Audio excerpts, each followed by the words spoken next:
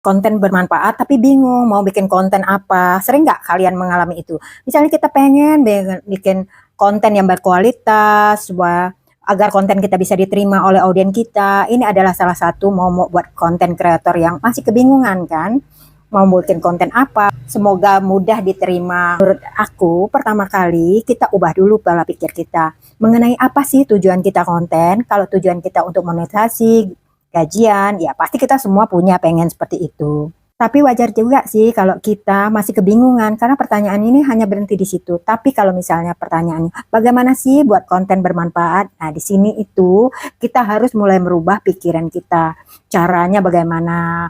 Bagaimana kita membuat konten yang bermanfaat? Jadi kita jangan hanya berfokus kepada gajian, tapi bagaimana solusinya agar konten kita memberikan dampak pada orang lain.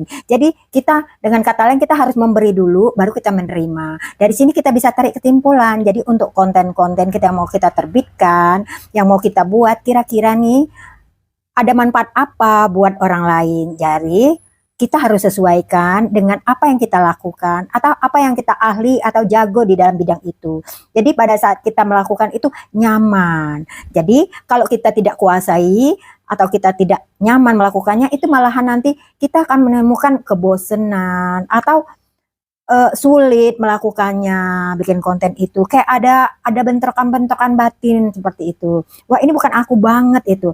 Nah, maka dari itu kita ambil kemampuan kita di bidang mana seperti itu, atau yang kita sukai, yang pokoknya yang bisa kita ada yang atau kita miliki orang lain yang tidak memilikinya. Dan itu yang membuat kita siap untuk happy untuk belajar terus untuk hal itu. Contoh nih, misalnya kita pintar di bidang masak. Nah, kita bikin kontennya di dalam hal memasak. Nah, di situ akan menemukan pasarnya sendiri dan akan menemukan audiens yang di bidang masak. Kalau kalian kita menjahit, nah kita bikin konten sekitar jahit menjahit, misalnya bagaimana tip-tip pola atau warna-warna atau tip-tip mengenai jenis-jenis bahan, pakaian, kain yang lagi in. Nah, kalau misalnya di bidang storytelling, berarti bisa juga kita bikin mengenai storytelling. Coba kita hal-hal apa yang bisa kita sharingkan.